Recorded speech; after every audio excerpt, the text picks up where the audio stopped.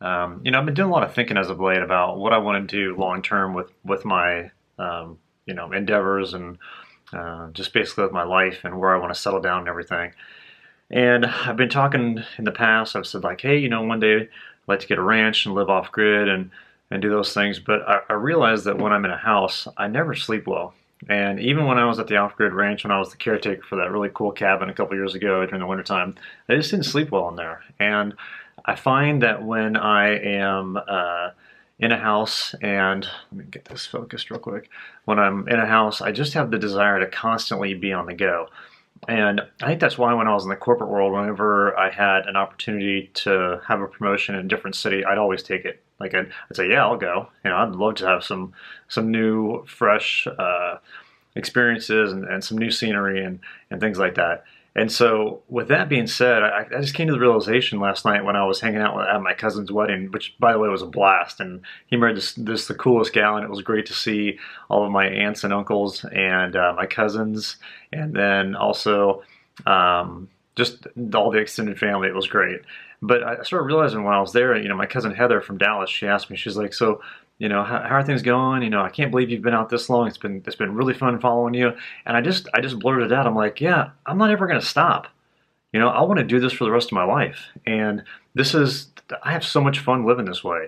And I love being on the go. I love seeing all these different places. And, you know, being in the American West, there's so much public land.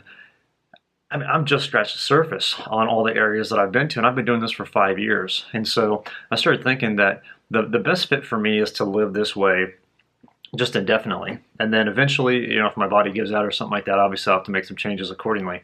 But with the way technology is and being able to connect with everybody in that regard and having it be cheap, it's one of those things that I just realized I'm like, I don't want to get off the road ever. I love doing this, and I'm just getting started. I feel like even though I've been doing it for 5 years, that I'm just like, okay, I've got to really figure it out now. And I've got a good group of friends that live on the road full time, and we meet up often and we hang out. And then I get to experience all these great places, and I love driving places. I love driving cool mountain roads, or you know, like through the desert and watching cool sunsets when I'm road tripping around. And having Sierra with me is a blast. She's the best furry companion that I could possibly have, and just like her infectious nature as far as being energetic. And there's days where I wake up and I don't want to go hiking, but then she's like, come on, let's go. I mean, I can tell she's like amped up and ready to go on the trails and stuff like that. And that's great. And I've noticed too that living this way, it's just my health has improved so much. I was telling my mom last night, I was like, you know,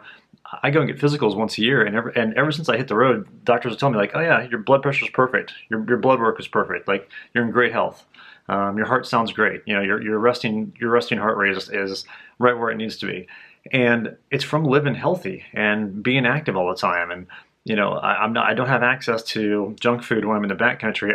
When I go to the grocery store, I'll specifically buy health food to make sure that I have good fuel for my body when I'm back here, and that promotes like a good healthy mindset and all those things. And so I think the combination of eating well and living healthy and exercising a lot, and then seeing just all these incredible places in nature, it's like, why would I ever want to give that up?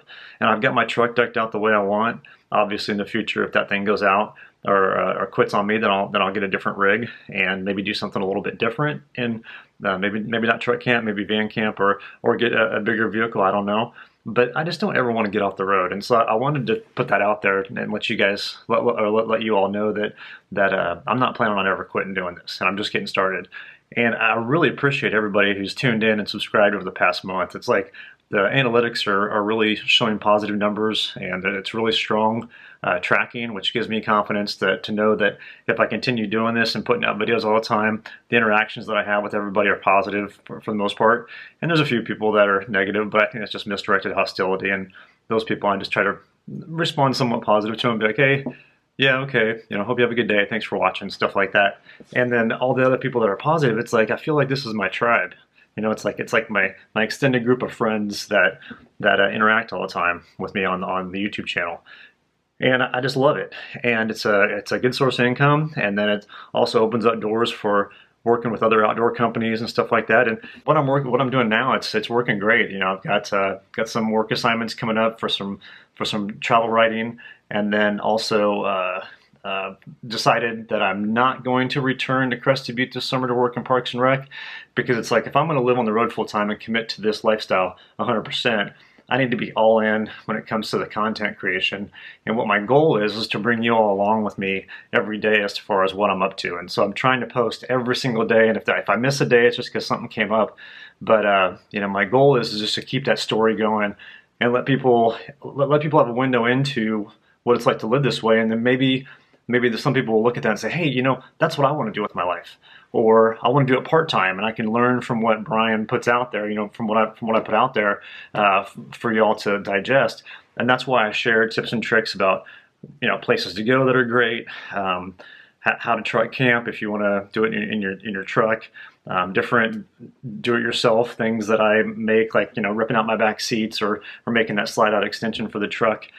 And, you know, the biggest thing that I'm thankful for from living this way is honestly just the perspective change that I've had from where I was before. And I look back at the person I was when I started this journey to the person that I am now, and I've changed so much, and I feel like I've grown as a person. I kind of tell people, I'm like, you know, this is my second education in life, because my first education, my grandfather told me, he told me when I graduated from college, he's like, now your education begins. And he was right about that. And that's 100% positive. I didn't quite get the education in life in college. That was just basically a way for me to interview for jobs. I just had a piece of paper that said, this guy went through school so he can go interview for XYZ jobs.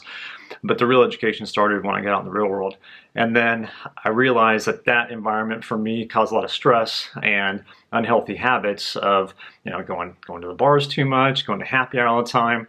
I think if you guys listen to my story about why I hit the road, the one I put up, I think it was last summer, you know, a lot of people will that listen to that learn that I was addicted to prescription pills, to benzodiazepines. It was Xanax, and I couldn't sleep at night, and so that's what doctors would give me to sleep, that and also Ambien. And then that would just create a ton of problems in my life. And I thought, you know, I just don't want to do that, you know. So living this way, it's just so awesome to not have those stresses and not have those worries that I had before. And I think it's because the lifestyle suits me better. I just got bored when I was in the corporate world, and boredom, I mean, that's like, at least for me, it's just mischief. You know, I'll get into trouble. I won't eat healthy. I won't work out. If I'm bored, I'll sit around and just eat crap all day, and, you know, I'm just not productive. And so being on the go all the time like this is just really beneficial for the type of person that I am. And the perspective change that I have now, I didn't expect, like, living this way. I thought I'd live this way for like a year, but I've been having so much fun doing it, I've just kept going. But I didn't expect the insight into, you know, and I'm not criticizing anybody that's in the corporate world. I'm talking about myself in this regard when I make these comments. But I realized that, like, when I went to college, they weren't teaching me like how to be successful in life. They were teaching me how to be an employee. And I feel like that's kind of the Achilles heel of the system here in the United States, because I don't want to be an employee. I want to be my own person, and I want to generate my own income through content, and I want to just kind of tell my own story and live life on my terms and not on somebody else's terms. And I don't want to work to make somebody else's dreams come true. I want to make my own dreams come true. And everybody's got different dreams. And so I just found that by living this way, I started to realize, I'm like, wow, I don't want to go back to that grind that made me sick as an individual and had such a negative impact on my health, and caused me to adopt a bunch of unhealthy habits and lifestyle choices. And being out here on the road, it's just been so nice, because I've pared down so much. I mean, I'm about as minimal as I can get, and I'm getting ready to downsize again. I was actually doing that up in the garage earlier today, just kind of going through gear and seeing what I can get rid of. And I realized that most of the problems that I had when I was in the corporate world were self-created from the fact that I was just accumulating things. And I was working way too much, and that was my fault, because I chose to do that. I thought that's how I should get ahead. And as a result of that, I would buy things, and I was really big into consumerism, because what else did I have? I didn't have any time on my hands.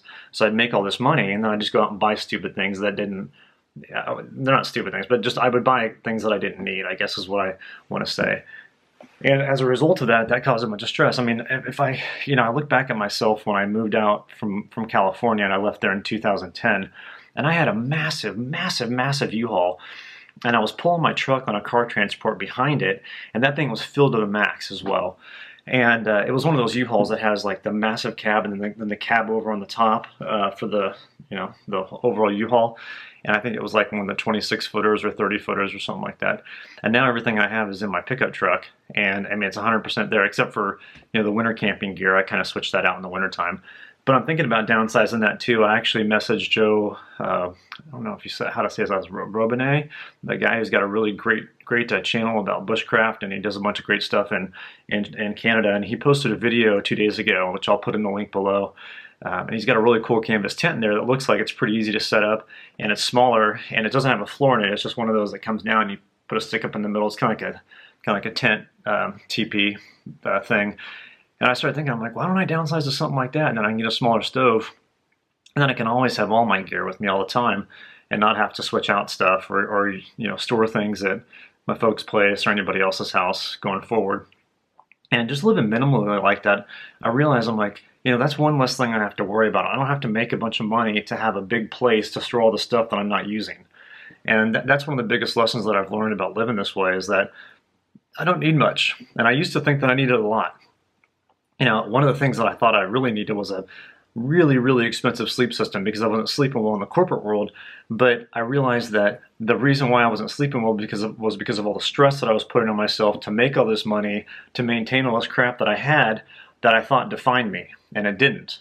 And now that I've gotten rid of all that stuff, I just don't see a need of going back to it. And so, like, the mental minimalism and then also the material minimalism are the biggest bonuses of living this way. And then the perspective that you gain from that. Now that I'm back in Kansas, I'm talking to a lot of friends and reconnecting with a bunch of people, and also just hanging out with my family.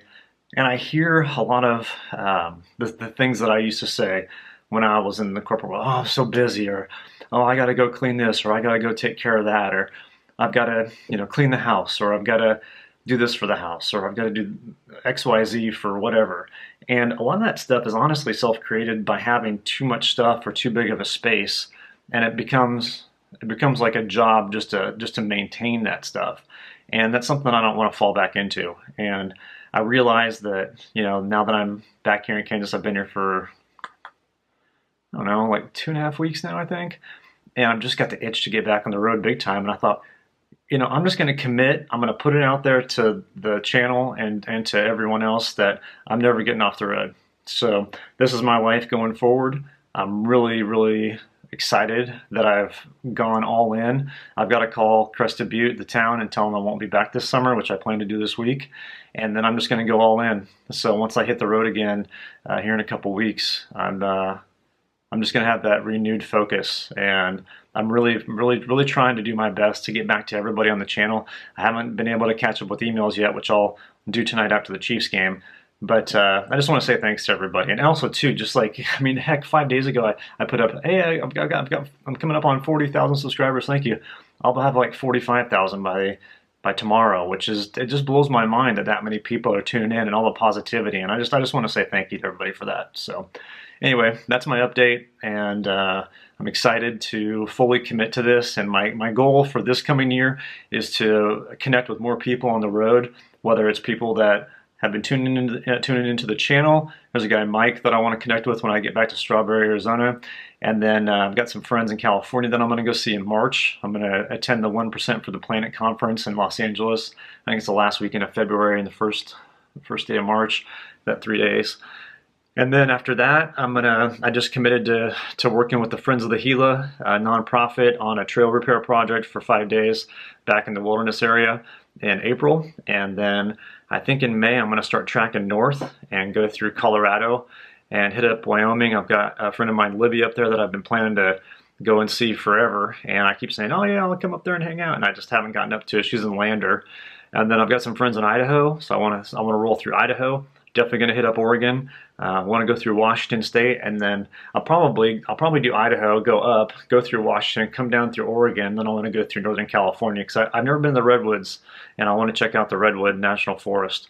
So I'm excited, and I just wanted to commit to it, and like I said, put it out there for everybody so let you guys know my game plan. I'm not planning on ever getting back in a house. I'm just going to be on the road for the rest of my life, and I'm excited to see where this journey takes me, and I just love being a Rolling Stone. So thanks for tuning in, and thanks for following along. And if y'all got any questions or suggestions about cool places to hit up, whether it's in Idaho or Oregon or Washington State or Northern California, I'm all ears because I'm excited for that, and I'd love to meet people too along the way. So if you're in those states, then hit me up, and we can put together a game plan as to when I'm rolling through there. And I'd love to connect with y'all. So anyway, hope you guys are having a good Sunday. Talk to you later.